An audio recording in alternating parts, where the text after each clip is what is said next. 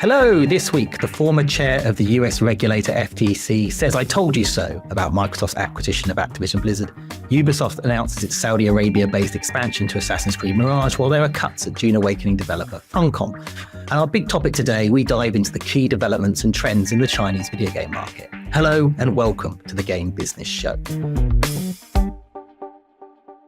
My name is Christopher Dring, and to help us navigate today's episode and sitting in the guest host chairs, I'm joined by Lisa Hanson, Managing Partner and Founder at Niko Partners, and Daniel Ahmad, Director of Research and Insight, also at Niko Partners. Hello, Lisa. Hello, Daniel. Welcome to the show.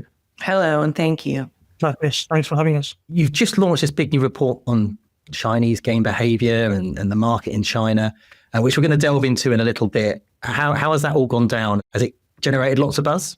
Well, we're pretty well known for our China research. We've been doing that for more than 22 years now. Mm-hmm. And so with that long of a history in the market, we have a methodology that works to collect data, insights, our network, do analysis, and then follow the gamers and the companies and the regulations and the M&A and everything. So together, all of that yields a pretty robust look about the Chinese market. And so when we do produce our market model reports on China, or our gamer behavior market insights reports, or any of the other data that we collect on live streaming and everything else that goes on in the Chinese games market, it does generate buzz. But some companies continue to be afraid of the Chinese market or thinking that they can't succeed there, and we're here to help them understand ways to get in there. There was this. One of the stats, I think, in one of the documents you sent over was the fact that the number of gamers in China is more than twice the population of the US, which is just a mind-boggling kind of opportunity, I guess. Yeah, it's hard to really wrap one's head around the size and scope of the Chinese market and the fact that it's such a huge percentage of the global revenue, even though so many Western companies feel locked out. This is still a massive market that if you can get in some way, it's bound to be beneficial for one's business. Well, before we chat China, there are a few smaller stories to dive into from this week. The first is the former FTC Chair, Lina Khan, criticised Microsoft's Activision Blizzard deal in light of the recent Game Pass price rises. Khan said on X Twitter, "Microsoft's acquisition of Activision has been followed by significant price hikes and layoffs, harming both gamers and developers. As we've seen across sectors, increasing market consolidation and increasing prices often go hand in hand. As dominant firms become too big to care, they can make things worse for the customers without having to worry about the consequences." It was quite a bit. I mean, we did talk about this a little bit on last week's show, but it was quite a big thing, this Game Pass price rise. It was certainly a little bit heftier than I was expecting. But my thing on it is that if you look at what's happened at Xbox over the last year, the proposed price rises for the $80 of the first-party games, which I know they recanted, and the price rise on Game Pass Ultimate, I mean, that's the result of rising dev costs and general poor margins on new releases, or at least certain new releases. The increased pricing of gaming hardware, that's gaming consoles are costing more to produce, and that's things like tariffs. The cancellation of some of the games, there have been problems with those games. It wasn't necessarily, they're not directly linked to Activision Blizzard. So I understand where Lina's coming from with her comment, but I'm not entirely convinced that you can put all of this down to the $70 billion. What I think that $70 billion deal has done is put a lot of scrutiny. I suspect Amy Hood and the Microsoft executives are putting a lot of business pressure on Xbox to deliver things that perhaps they didn't have to deliver quite so much before. They weren't getting quite so much focus from above, which is probably where things have changed. But I think some of the things that Microsoft's doing is related to different issues. At least that's my take on it. I don't know. Did you see these comments, Lisa and Daniel? Yeah, I think that Lina Khan is off base. I have never really appreciated Lina Khan's heavy hand at who can merge and who can be acquired and who cannot, and her attempt at direct correlation of some business issue and some market outcome to an acquisition or an investment and so forth. So I have never been on the side of Lina Khan's approach to this type of long drawn out approval or not approval of who can merge and who can be acquired and so forth. And I also similarly disagree with her assumption that this is a correlation between the acquisition of Activision Blizzard and the price increase of Game Pass. I mean, it makes no sense to me. I think that there are, as you mentioned, so many business issues. And of course, a large company has the luxury of evaluating its business units and having some be at a loss and maybe maintain themselves and some be at a gain and sustain themselves. But I think that overall, they already both were very large companies and they have that luxury already. So the combined entity doesn't give them any more leeway to do this. I just think that there have been a lot of adverse impacts to the games industry and to international markets, and with a change in administration and all sorts of things. I believe that these things have come up as a natural course of business rather than as a direct outcome from what was a very elongated, drawn-out approval process for an acquisition. It's worth remembering the FTC didn't actually get Microsoft to make any concessions. The European regulators did, the UK regulators did. Yeah. And because I did always feel that their sort of focus, I know they did talk about other things, but their focus on PlayStation and the impact on PlayStation, I think was misguided. I think, but big consolidations like this in an industry that's changing so rapidly is really hard to regulate against because you don't know what the future is going to hold. But I was equally, as FTC was concerned about the consolidation. I do believe, I used to work at gamesindustry.biz and we were a media brand, a really small media brand within a big, large organization. And that meant I largely got ignored and I got to do what I wanted. And sometimes I did things that didn't always make sense, but it didn't really bother people above them because they were more interested in other things. I think you spend $70 billion, you're getting the support, but equally the pressure that comes with that support from upper management. But I don't think these price rises might be the result of that pressure. Maybe they wouldn't need to have raised the price quite so much. Maybe they wouldn't have maybe they would have given Perfect Dark a chance to come out. Maybe. But I don't think the reason they're being cancelled is because of that deal. Yeah. I mean, certainly there would be, if there's consolidation between two businesses, which is actually lots of smaller businesses within a greater corporate unit, there might be some redundancy of employees and staff and so forth. One can expect that, but there were quite a bit of layoffs. And to that end, there is something to be said for, well, are we just closing parts of the business that we no longer want to maintain, or where are we going with that? And I don't think anybody, again, can draw the direct correlation other than to say there might be some room for grander decision-making in a larger entity. But that doesn't mean creating that larger entity was a bad concept. I think as we're looking at, though, some of the statements about the buyout of Electronic Arts, there have been specific things written that said there will be no change to staffing, there will be no change to the operations, there will be no layoffs and change of business. And now, mind you, that's a very different type of acquisition or buyout than what we saw with Microsoft acquiring Activision Blizzard. But I feel that maybe those statements were proactive to appease some of the authorities that might have some sort of issue with it, or write some kind of statements that would be construed in a certain way. Yeah, well, certainly in the short term. Let's move on to our second story, linked somewhat to what you said about EA, our second story, because Ubisoft has officially revealed its Saudi Arabia-based expansion to Assassin's Creed Mirage. It's called Valley of Memory. It's a free expansion set in the Saudi Arabian city of Alula, I think, and will contain around 6 hours of content. Although not confirmed by Ubisoft, this expansion follows a partnership between Ubisoft and Saudi Games, the games division of the Saudi Arabia's Public Investment Fund, which of course is the same fund that bought Scopely, invested in Nintendo, and is currently buying Electronic Arts alongside two other investment groups. Lisa, this is quite different to the other things Saudi Arabia has invested in. This is like a specific piece of content for a specific game. Or Daniel, if you want to chip in, what's the thinking here? Yeah, I think Daniel is covering this market very closely and probably has some comments here. Daniel? Yeah, I mean, ultimately, this is, I guess, a symbolic gesture towards what is essentially the largest games market in the Middle East, which is Saudi Arabia. And then paired with, what we believe is backing from PIF and Saudi, it's essentially a way to bring relevant content to that market, to gamers that are interested in Assassin's Creed. I mean, Mirage has actually done really well in the region, for one.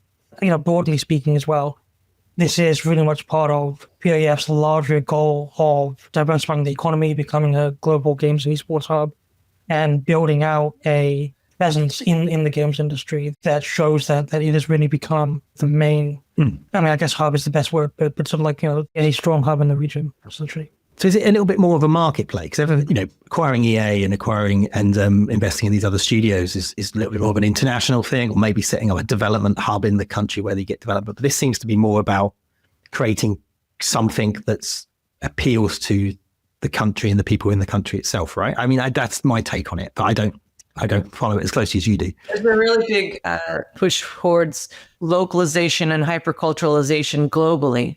And we've done direct studies on the importance of localization of games into Arabic and the culturalization of games to showcase and make familiar some of the sight, sound, scenes, people of the region in games, in international games. And as many countries around the world who support their games industry try to do, games is sort of seen as an ambassador of their culture to the rest of the world, right? So if this investment into building out content here, it's a natural fit for us. It's not surprising because, this is a market that is building with importance of the gamers there. But overall, the number of gamers there is quite small compared to the rest of the world. We can see that, in stark contrast to the vast number of gamers in China, the number of gamers in Saudi Arabia is quite small, numerically speaking. But that doesn't mean that the culture and the content is not important to them.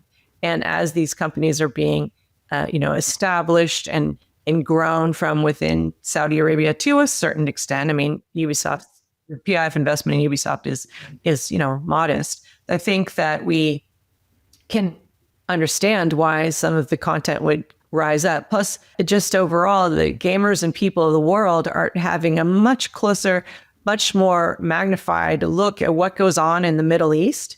And this helps kind of shine a light on that. I think as well, there's this sort of broader connection between what Saudi Arabia is doing in gaming and beyond gaming, where they have a number of gaming assets, they have entertainment assets, sports assets. The EA deal is one example of this, right? Where EA has a large sports portfolio. Saudi Arabia has invested heavily in sports domestically as well. And ultimately, the goal here is to drive synergy between each of those elements to basically create a large entertainment entity. Yeah, I mean, I think that in terms of what's going on in Assassin's Creed, that's one thing. But when we're looking at the bigger picture, there certainly is a convergence in the future, in our opinion, of real world sports, video game sports, and esports.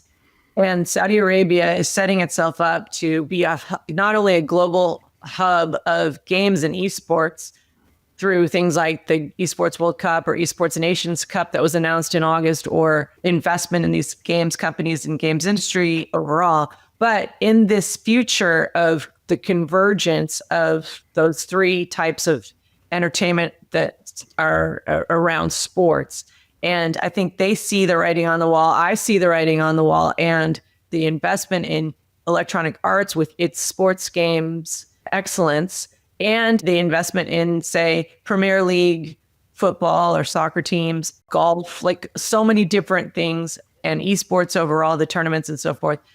We can see what's coming. And what's coming is that there's a future here of the convergence of these media for sports entertainment, if nothing else. And esports is in the Olympics. It's going to be, it's for the older generations, they can't understand how esports is a sport, but for the rest of us, we can understand that it is. And so I feel that Saudi Arabia has a lot of foresight right now, and some of these investments are quite strategic. They're not just for operational benefit. Mm-hmm. Well, we've got a couple of quick news stories to finish on. I'll move on. I imagine Saudi Arabia is going to become a big topic of conversation going forward. I actually have, we're going to do a show in a couple of weeks with George Osborne, who's studying the geopolitical landscape for the video games industry. That's one to pay attention to. But our next news story is about Funcom. The Dune Awakening developer has made an unspecified amount of layoffs, which includes the closure of The Outsiders, the developer behind Metal Hellslinger. I mean, I don't have too much to say on this. It's just another one of those unhappy stories. But Funcom said in a statement that after the strong launch of Dune Awakening, it is now focusing on that rather than developing new projects. So that's new content for Dune Awakening, the console version of the game, new features, improvements, that kind of thing. Now, Dune Awakening did have a strong launch. I think it sold 1 million copies. I know it did. They announced it. Sold 1 million copies in 18 days. If you look at some of the data firms, Ampere says the game has reached 1.3 million since. Newzoo says 1.9 million. Everyone's got slightly different numbers. Player count has dropped quite a bit, though. Everyone says Ampere says it's down to 365,000 in August from a high of 1.1 million. Still doing well. It's just, but obviously the game is an opportunity.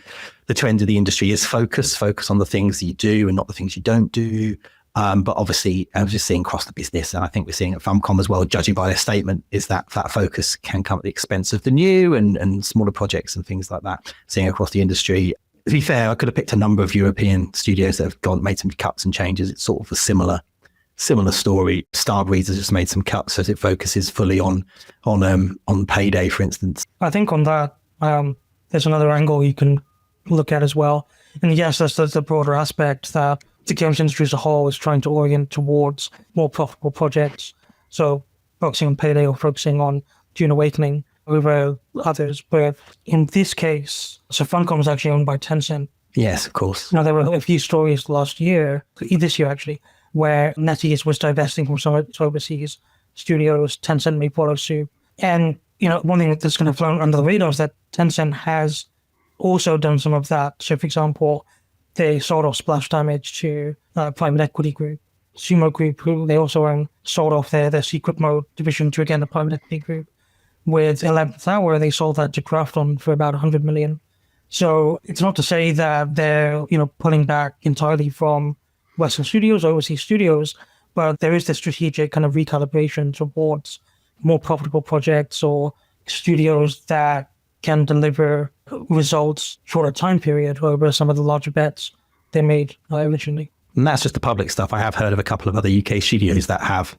Yeah. Obviously, there was cuts at Shark Mob. That's what I'm trying to say. Right. And there's also been a couple of other studios they've invested in that they didn't publicly announce that. I know that they've sort of pulled away from as well. They've opened new studios as well, or invested in new companies. I forget the one in the UK that did that PlayStation 5 launch game.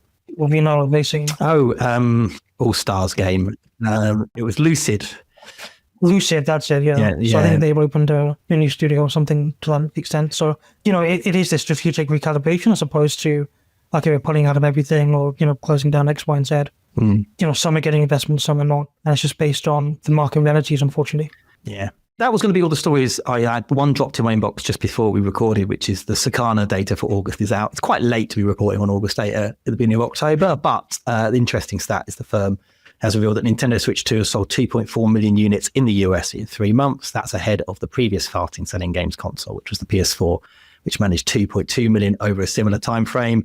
It's obviously been a big launch, Switch 2. We've talked about it loads on the podcast, but I still firmly believe that wait till after Christmas, wait till after the holiday period before I think will be a better judge of how strong Nintendo's coming out of the gate, because the begin with it is a lot more stock based. It's a lot more, the fans are there day one. It's when you try and broaden out that's I think it's going to be the bigger challenge.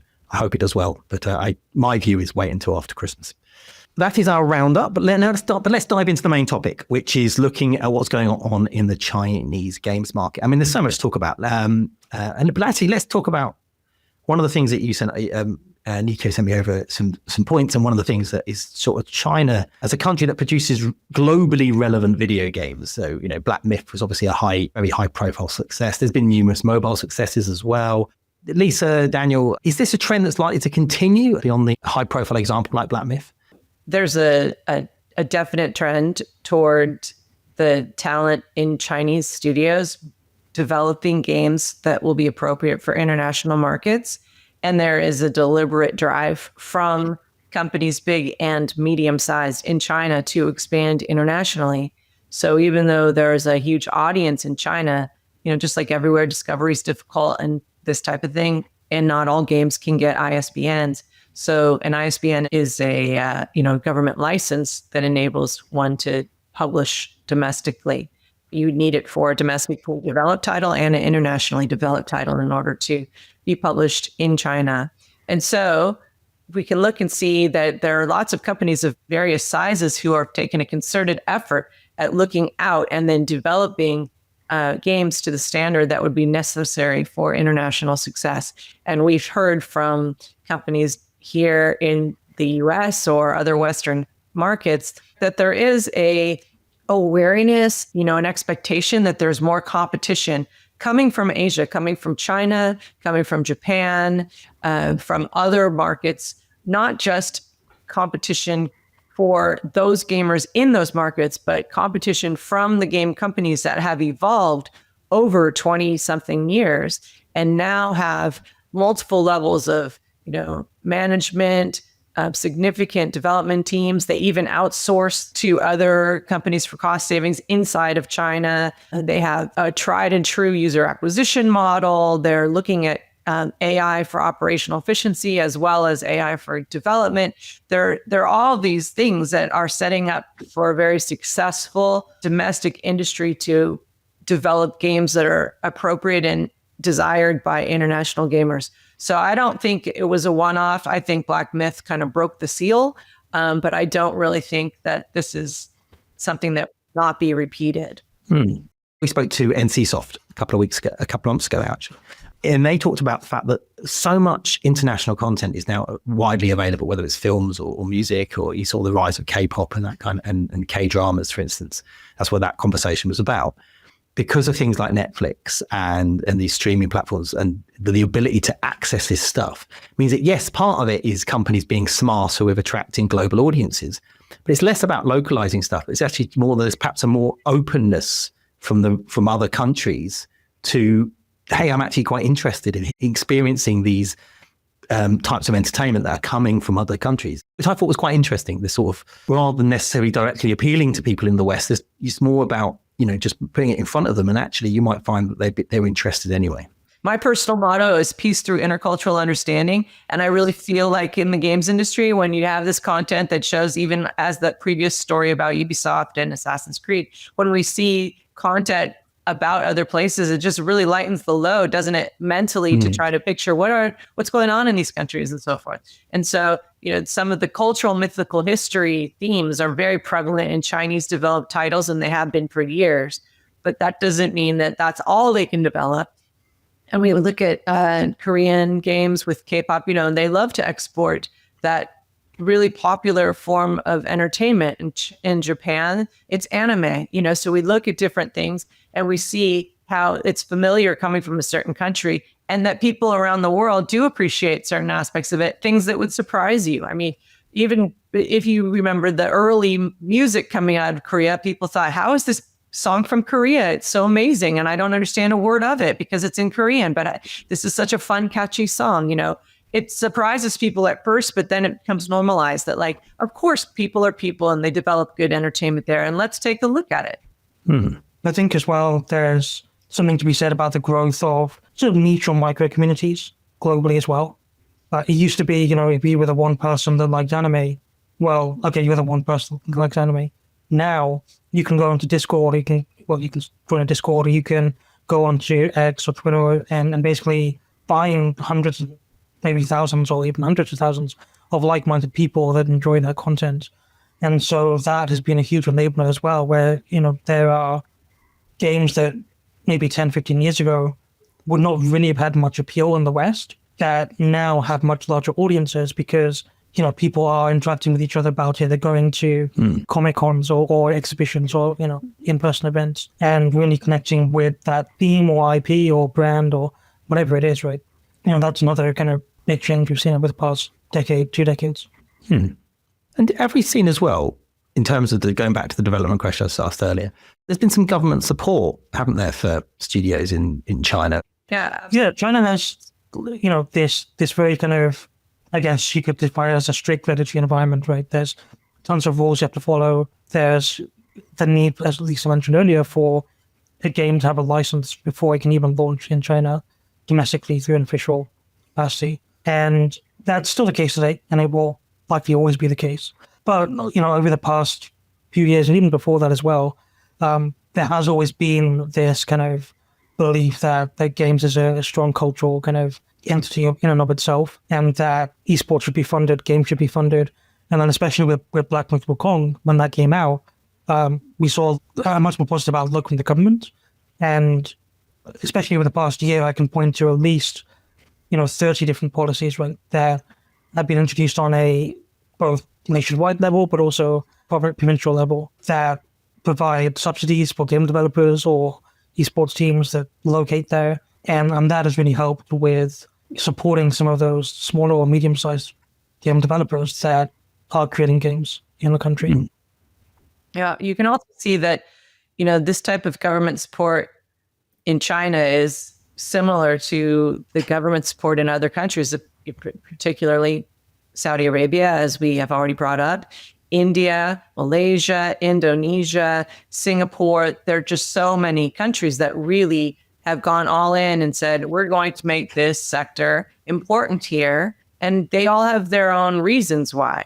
They want to perhaps just have more game developers. They want to perhaps have more of this cultural export. They want to perhaps seed a manufacturing industry, and they feel that games is the way to rise up demand for new hardware, which needs to be manufactured, and let's do it here. All the countries have a different approach to what's going on. With Black Myth Wukong, the government first took notice, not only because it was a cultural export, but also because there were 39 different sites, like sightseeing sites across China that were highlighted in this game, and the tourism to those sites exploded. Everybody wanted to go visit there. And then the government sort of saw that as like, this is a great way to educate people about the different aspects of our own culture here, and the different landscapes and the different scenic, significant spaces.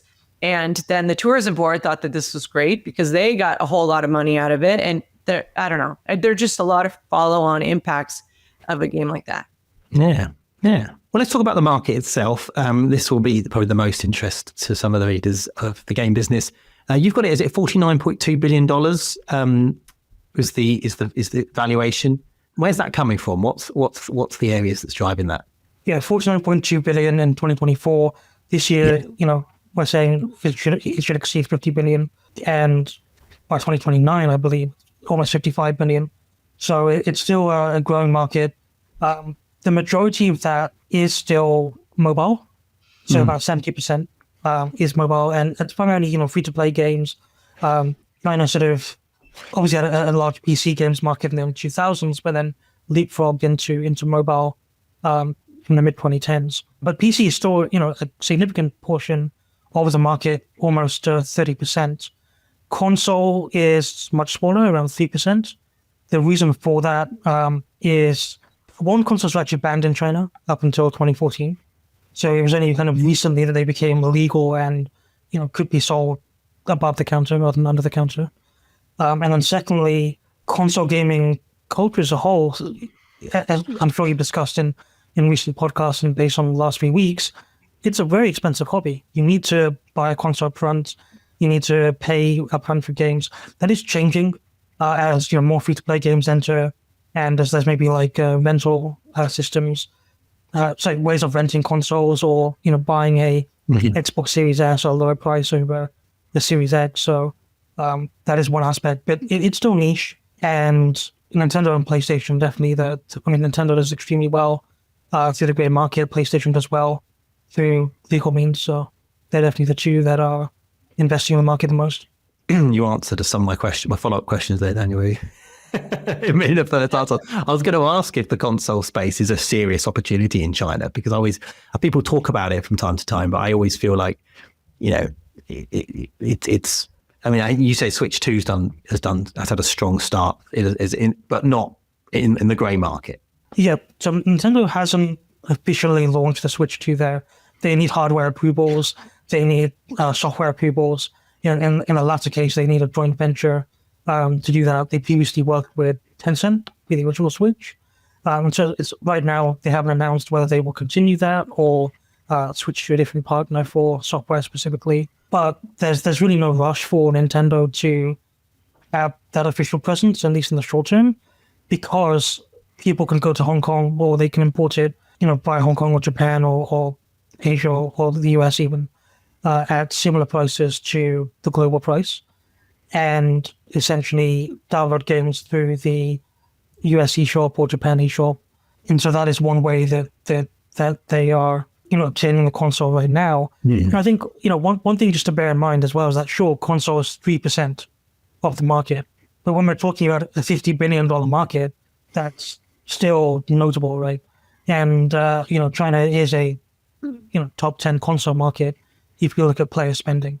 So it's small within China for sure, but it's actually quite a good opportunity as well for game developers. You say in your numbers, you mentioned it as well, you think you estimate that by 2029 it'd be $54.8 billion in China. So what are the growth areas? Is it mobile that's the growth area, or are there others? Is it console? Is there other sectors that's going to deliver that increase? Honestly, it's a bit of everything right now. Mobile is definitely the main driver, for the foreseeable future. It'll always be the largest segment. But there's a few kind of things driving mobile specifically right now. One is mini games. Oh yeah. I'm not sure how well people know them here, but it's essentially HTML5 games. So instant games that you play without downloading them.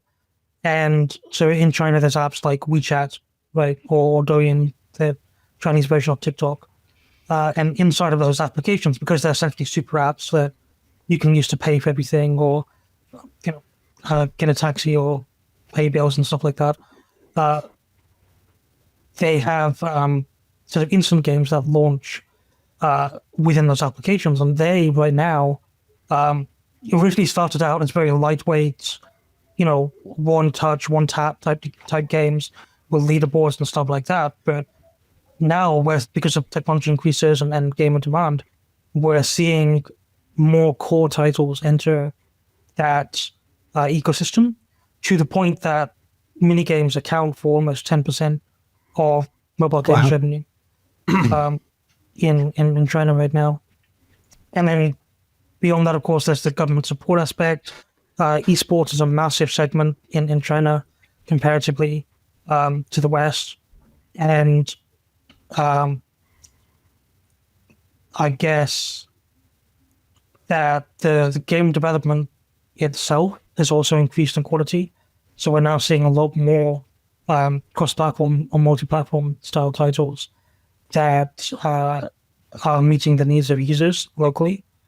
And, that's games like Ananta from NetEase, for example, that's set to come out, that I think is, taken both China and the US by surprise in terms of its scope and capabilities. And so a lot of gamers are kind of looking forward to playing, but also spending in those types of games.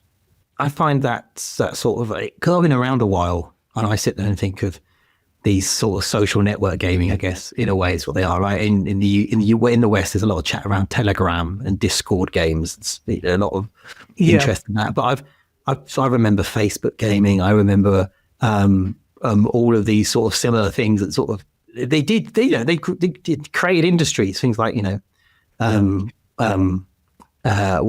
Words with Friends and Farmville and all these sort of things that came out of that area, but then sort of faded away quite quickly. So I'm always skeptical about it, but it's interesting. I didn't realize it become so significant in China that as an actual revenue generator.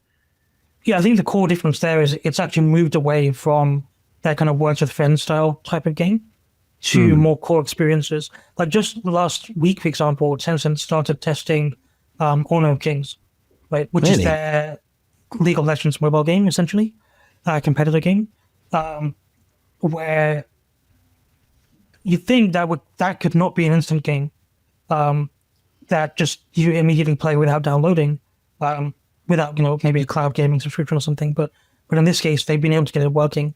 It is definitely more streamlined and more, like the rounds are quicker and stuff like that. So it's not the full experience, but get by downloading on the App Store.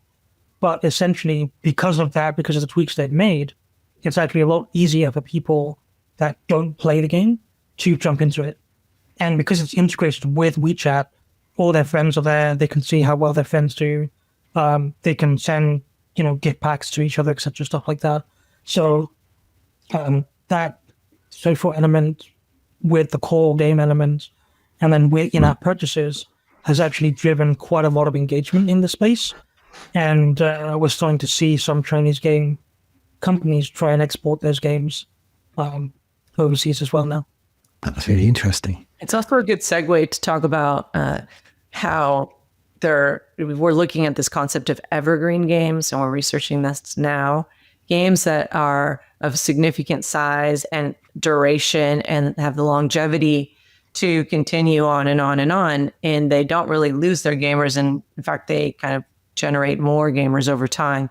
And by doing things like putting Honor of Kings into as a WeChat as a mini game, it's just one more step in the extension of that brand, of that IP, of that game, to have it live even a longer life with a broader audience. So some of these moves are, they take up where the demand has been, but at the same time, they're intentional to play and leverage, to play off of and leverage the successful games and successful gameplay elements or game concepts or something.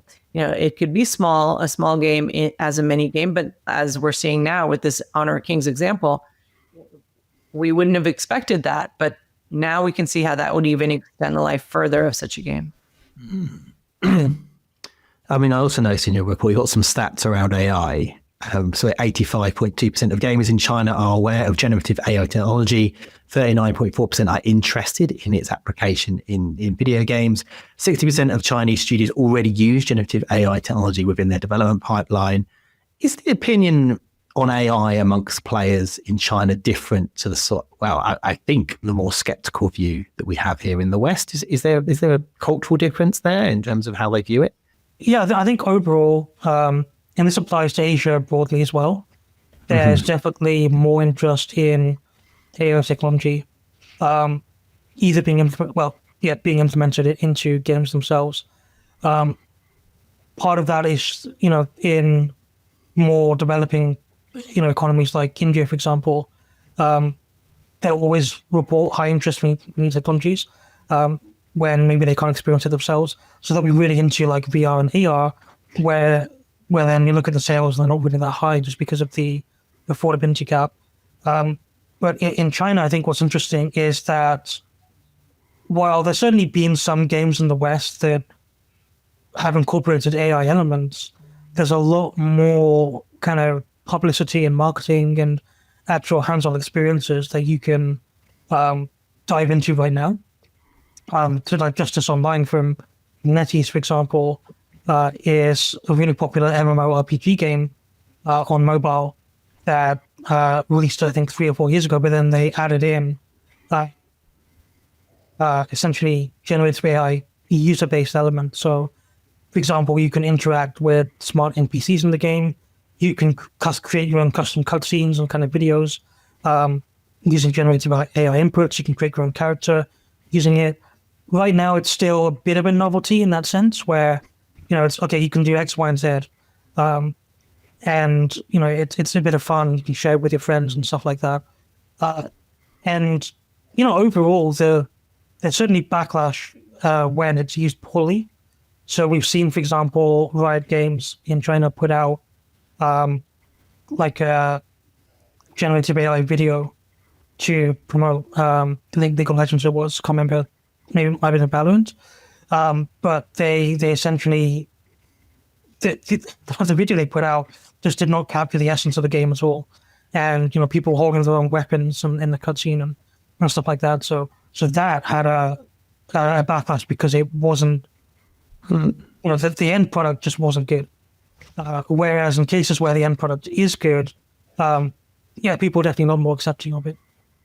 I also feel like if we look back in time to the advent of free-to-play games in China, for example, 20 plus years ago, if we take a look here and we see this was established as like a business solution to a piracy problem. But as the gamers back then recognized, oh, I can pay the charged rate for certain aspects of the game that I want to pay for. I'm spending my money the way I want to spend it instead of having, a fixed price packaged game, for example, or even a premium game. And those are rising in popularity again now too. But if we're looking at like how overall culturally the gamers would like to be able to pick and choose what they want and help design and help be active in the design of their own characters. From a gameplay perspective, I think they're quite interested in how they can use AI as gamers. From the development side, Daniel's spoken about that quite at length already, but it's also something to be said that AI is helping with operational efficiency too. If you think about the success of a Chinese game company, so much of it comes from a very unique user acquisition process that's dissimilar from other processes around the world, where it's super aggressive and they go after every channel and they just, attract and test and see what's happening, and then they attract more users and so on and so forth. That process could be sped up with AI, I'm sure. And I think there are other processes in the operations of like the business of a game that will be helped along by AI too. So it's not just in the development pipeline, I think. I'm very conscious of the time, and I've got some broad questions to ask. And one of those is for game companies in the West. And you've tracked. You're right. You track this market for so many years. You're the go-to for insights into China in particular, but all, other Asian countries as well. For those developers that are looking though to attract Chinese players, obviously localization is a part of it. I imagine that's a key component. But what's the best way for publishers? And I know that sometimes they might not be officially released in China, but what's the best way of getting their games in front of that audience? Yeah, localization is the first step. In all these cases, we've spoken to developers where all they did is localize their game to Chinese, simplified Chinese, and that led to an uplift in sales almost immediately. And the payment, you have to have it available with the payment. Yeah, and ultimately, that led to an immediate uplift in sales, just off that alone, right? But it really comes down to what type of game you're creating. For example, if you have a mobile first game, trying to release that in China means you have to go through an official approval process. So you do kind of require a partner for that. They do have to, make sure the content is online with regulations, and that can take some time to get the license and publish it there. The same applies to being a PC or console game, but for PC games and console games as well, one notable aspect is that Steam, the international version, is actually accessible in China to gamers there without a VPN, and that includes all of the games that do not have a license as well. So what that means is, and this is a strategy that a lot of game developers have already utilized, is that if they focus their efforts on the Steam version and promoting that in China with localization, with support for payments, with local servers, with regional pricing, then that is a way to drive adoption of their game in the country. And, I can point to, for example, Stellar Blade or Monster Hunter Wilds or Split Fiction, Power World, Helldivers 2, all of which have sold over 1 million copies on Steam in China alone, simply by following that method. Yeah, how do you promote it in China then? Is it short form video? I mean, that's one option. China has a massive live streaming and short form video kind of ecosystem.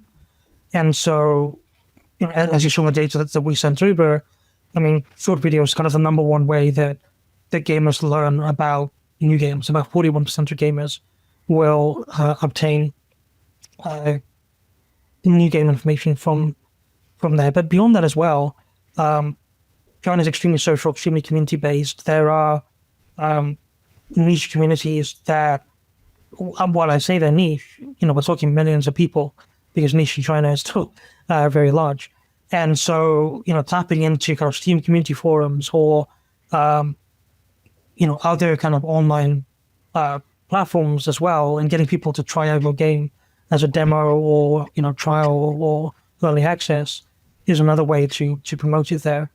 And I'm trying to think of a good example, like Goose Goose Duck, for example, was a good one, and Liar's Bar more recently, I guess, where they essentially were picked up by very large streamers in the country, and that was what caused China to essentially become the number one market for these games, where they may have not necessarily focused on the market or expected it to be a hit there. Just the fact that big streamers played it in groups together, especially the kind of the social reduction games like Among Us and stuff like that, where groups of streamers can play together. That is definitely something we see often to lead to high sales. Our Niko Partners has the China Games and Live Streaming Tracker, and we track the live streams on Douyu, Huya, and Bilibili. Every day we update more than 750 titles that are live streamed on those platforms. We update them every 24 hours, and we rank them on 5 or 6 different metrics. We have to code on the open API there. You have to have a server in the country. You have to update these links all the time. It's pretty cumbersome and tedious, but the result is that we can see games rise and fall out of nowhere. Like the day that Black Myth Wukong launched, we saw it shoot way up. It took over 62% of the streams on that day was from that game. Oh, wow. So we knew it wasn't an anomaly. And then we could see other games that have risen and fallen in popularity, and we watch, and we have, some of our analysts team watches it all the time and takes a look and we have these kind of triggers. We see if things rise or fall, and you can get a sense of if a game is going to be popular or not. You can compare it against other games in the genre, other competitive games, other games from the same developer or the same publisher. And then you could see what the streamers of those games are also streaming. And you can see when their time shifts to one game versus another game. And so it's really a telling tool that we have to watch the live streaming action in China. And in the absence of sort of a title level reality check on PC, console, Android mobile, we do track all of those manually ourselves. But at the same time, this live streaming tracker is a very useful way for us to get a sense of things that are rising in popularity, that they don't have to be just live streamed because it's a PC game or because it has an ISBN. I mean, they can be live streamed for about anything. Oh, well, we're talking about all the opportunities there in China, but there are some real challenges. Well, it always seems like an unpredictable market to me. You talk about game developers in the West always being a bit, standoffish, perhaps a little bit towards China. I mean, there's always that fear that the government can just sort of can change things in an instant and decide not to approve stuff, or maybe they could turn off Steam or whatever. I mean, what do you see as the biggest challenges at the moment facing this sector, particularly for those of us in the West that are looking to perhaps move in there? Yeah, I definitely think government regulations is the big one. For example, Steam has been operating for all this time with unlicensed games when theoretically that shouldn't be the case, right? And now you can obviously throw in the US-China trade war risk and everything that's happening there. And who knows what happens in terms of US game approvals in China. Right now it's still happening, still going on, but things escalate, things could change. Ultimately, I think one thing that's really interesting about China's games market, is that they are kind of going through a similar thing to what we saw with Star Wars Battlefront 2 and the controversy there around loot boxes. It's not to the same extent by any means, because China, pay to win was always a big thing back in the day, but there are definitely changing attitudes in China, sort of mirroring global trends now, where people are becoming more resistant to pay to win. They want fairer progression systems. They want cosmetic monetization. That's why NetEase with Ananta, for example, said, we're not going to do a character capture system. It's going to be, more fairer in terms of monetization. And obviously, there are still gamers that are okay with the gacha system as it is, or we're kind of more prefer a gacha system, like Pretty Systems, for example. But I think that's one thing to bear in mind, that if you are targeting gamers in China, you've got to be aware of some of these shifting trends that we see. So that's one in monetization. There's also one in kind of preferences that we see all the time, and being able to understand what those shifting requirements and views and preferences are is definitely something you need to know if you want to succeed there. I'm really conscious of time. Are there any other key developments before I wrap things up that the industry should know about that you think should be called out?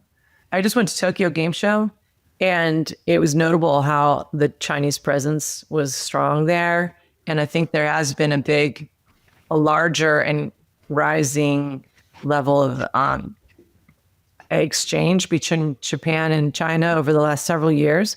And it seems like the gamers in both those countries enjoy each other's games. And that really sets it up for a powerful region, both in development and usage and so forth. And one where I got a palpable sense at TGS that there was a lot of optimism there, and the Japanese companies might have more cash and they might have more interest in other Asia as well. And, it just felt like a different vibe than here in the West or in the United States, with a lot of talk about layoffs and talk about what's next for the games industry and so forth. So I think seeing the Chinese participation there in Japan is that's something that we wouldn't have, if we had this podcast 5 years ago, we would not be saying that. Wow. I think as well, just to put that into context, in 2022, there were 45 Chinese companies that exhibited at TGS. And 3 years later, the number of theirs more than tripled that now. Oh, wow. So there's a lot of, Chinese companies going overseas, which really started out in mobile games, then moved on to PC, now to PC and console. And yeah, I think there's a broader trend that we're seeing is that there's a lot of interest there's always been interest from Japanese companies, right? But from South Korean companies, from Chinese companies that really want to bring their games global, and 3 platforms that, are more suited to Western gamers. So console, PC for sure. And you pair that with the investment we see in Saudi Arabia from their government, and overall Asia and MENA is definitely 2 broad regions to watch when it comes to video games going forward. And when we get asked to do commercial due diligence projects, more often it's from a company in Asia looking to see what they can do in the West or in another Asia country. This used to be commercial due diligence would be for investment or acquisition by a Western company because they were larger, they were richer, there are all these things. But lately, the commercial due diligence projects are really kind of emanating from these countries that you would not have suspected in the past.